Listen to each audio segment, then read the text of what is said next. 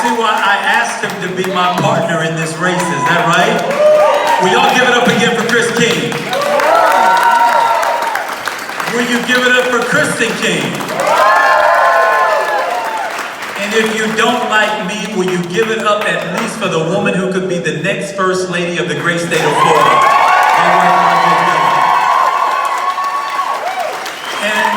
And of course, it goes without saying that we gotta give a shout out to Allison Tan, who, as y'all know, Allison is all of our bosses. When she starts calling and emailing, and then she makes an apology and says something went wrong with my email, so I'm gonna email you again. We all know that we cannot refuse her, and so Allison, thank you for your tireless effort and your support. It means a lot. I see two other friends who were early supporters and elected officials here. State Representative Ramon Alexander. Thank you very much for being here, Ramon. And I also want to thank a good friend of mine who I work with very, very closely across a whole range of issues, but specifically when it came to early childhood education, Loran Osley.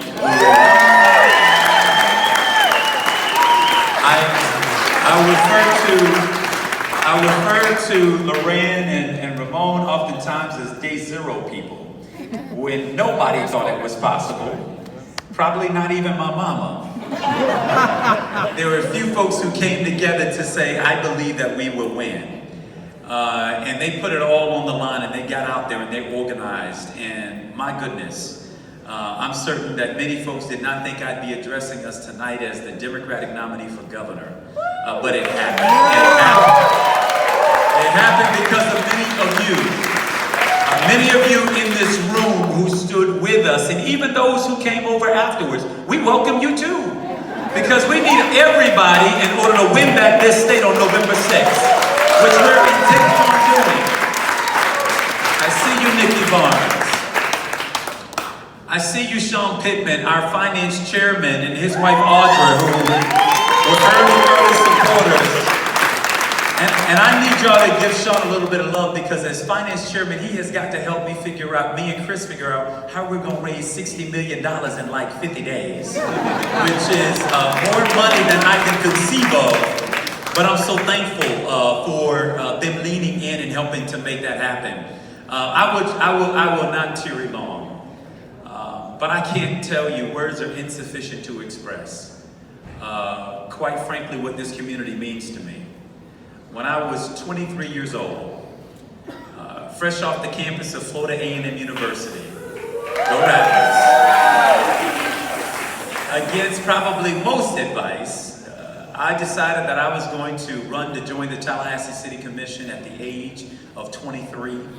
I remember, again, not many people believing that it was possible. I raised a whopping $6,000 for my first rung of the race. And of course, I did what any 23-year-old who had $6,000 would do. I bought everybody I knew a t-shirt. And I figured if I couldn't go up on television and I couldn't get billboards, at least have walking billboards, right? Make it appear as if there are more supporters out there than there really were. But we knocked on doors and we talked to people, and I'll never forget Anita Favors Thompson going to Tiger Bay and presenting myself in that meeting and having the institutions of Tallahassee come up and say, you know, I'm with the other guy, but you know, you're pretty bright. Keep going, you know, keep fighting.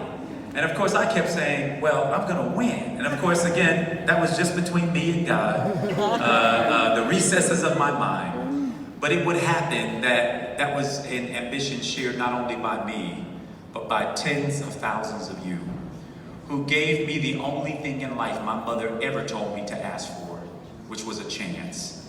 And with that chance, y'all allowed me to go forward to do things in this community with your help, with your wind at my back, that I think has allowed a lot of us to stand a little bit taller and a little bit prouder for the community that we have been able to create. We are. Let me say this. I'm going to say this because certain outlets won't always give you this. we are the fastest growing economy in the state of Florida per capita, right here in Tallahassee. We are that. We are a tech hire city, a designation that only went to two cities in the state of Florida, Tallahassee being one of them, because of the work that we're doing to retrain workers for the technology-related jobs that exist today. We did that right here in the city of Tallahassee. We are an all-America city here in the city of Tallahassee. The crime rate in our city is at a 5-year low, and we are on trajectory to potentially be at a 20-year low if we keep going at the rate that we're going. That is fact. That is fact. And we don't always get that, but it's important to remind each of you about this, because we gotta be proud of where we're from. I love where I live. I wouldn't choose another place on planet Earth to call home. Right here in the city of Tallahassee. And the way you can know I'm telling the truth is because the only other home I want is in Tallahassee, Florida.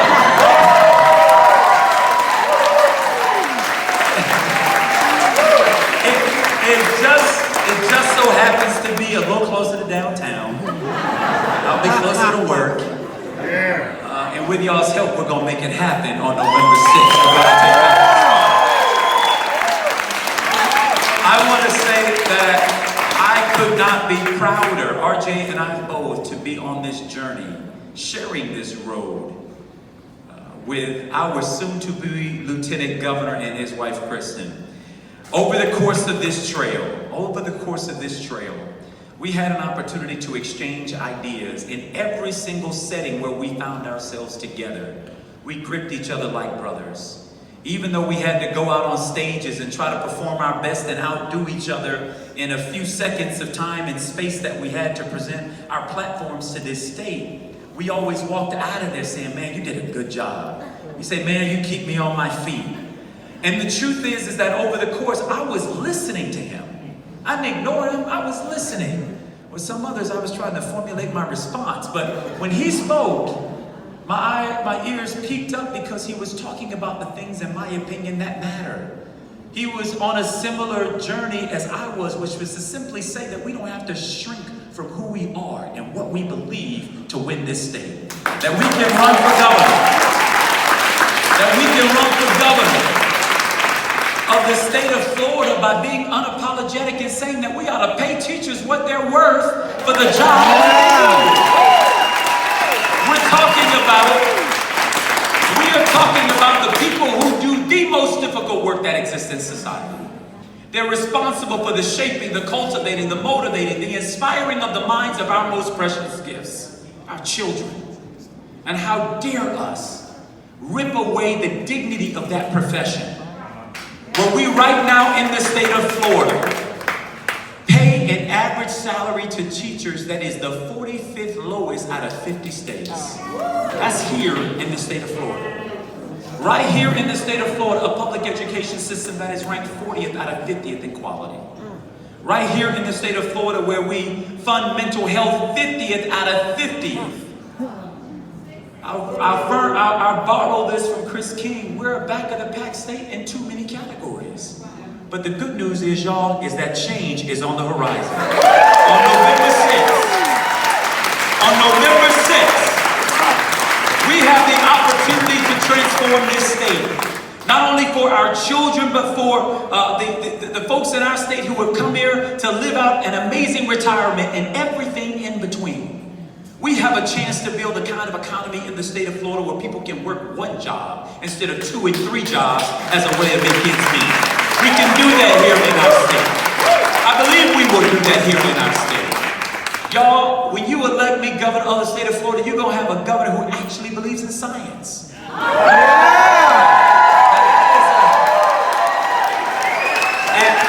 isn't that a notion? Isn't it a notion to say in the Department of Environmental Protection that you can actually utter the words global warming and climate change? We're going to have a governor who is actually going to put the emphasis of DEP back on protection. You want to know why, y'all? Because there is not a corporate profit that is big enough to be able to take away our clean air. There is not a company large enough that can contaminate our clean water bodies.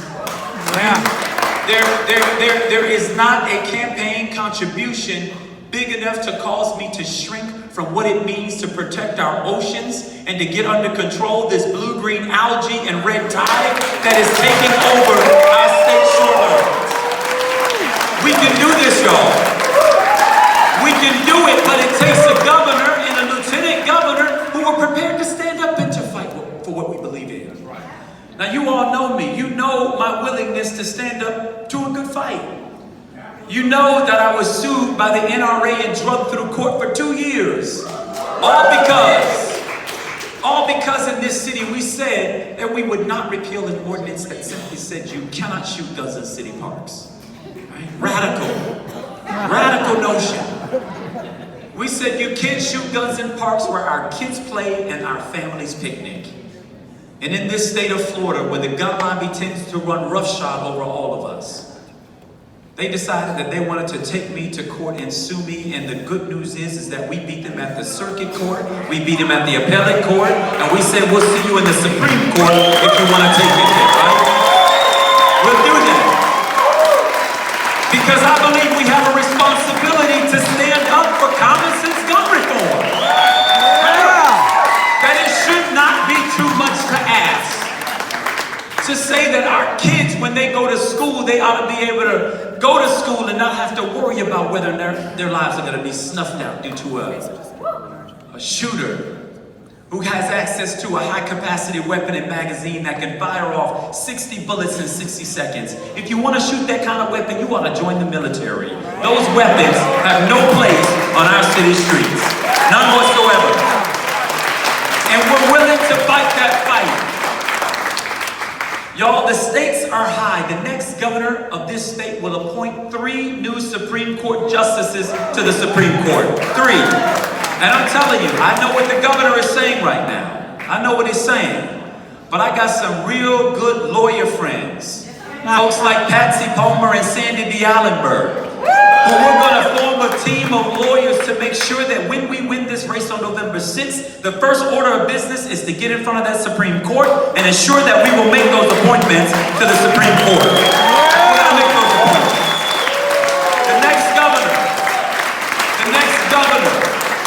The next governor of the state of Florida will either sign into law or veto the next set of redistricting maps.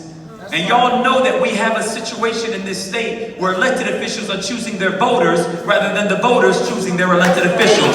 We're going to change that in the state of Florida. Together we're going to do that.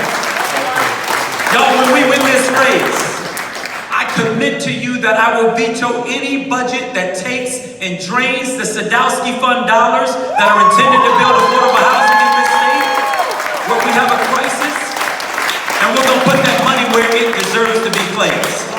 I look forward to appointing judges up and down the ballot in various circuits all across this state who are actually going to treat our criminal justice system with a level of justice and dignity for the people who come before it.